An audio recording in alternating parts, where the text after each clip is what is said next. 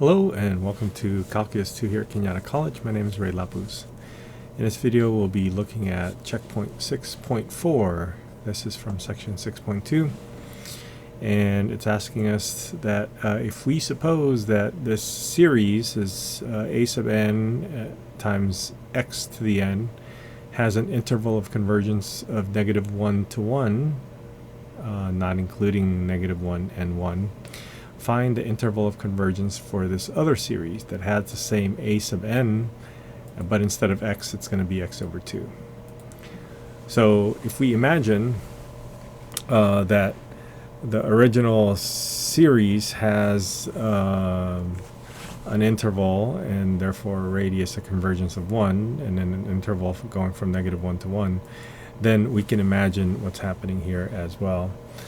So what we can do is we can pretend that we are looking at the interval of convergence, or the radius of convergence, and then take the limit as n goes off to infinity of a sub n plus 1, and then this is x over 2 to the n plus 1 divided by a sub n x over 2 to the nth power.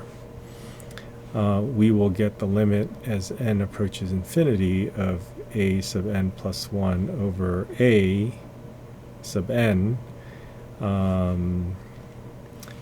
and after we cancel out a bunch of these things, we just get an x over 2 to the first power. All right, so we're going to want this to be less than 1 for this to converge, and we're going to note that because this has the original series a sub n times x to the n has a radius convergence of 1, that this is also going to equal a 1 from the assumption.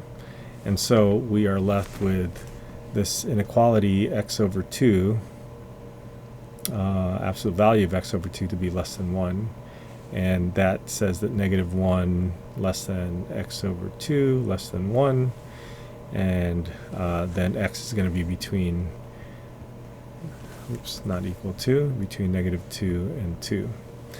Now technically we wouldn't know what happens at the endpoints, but we actually do, because if you put x is equal to 2 and -2 in this given series, then it'll give you the same results as if you're looking for the interval or the endpoints when x is equal to 1 here.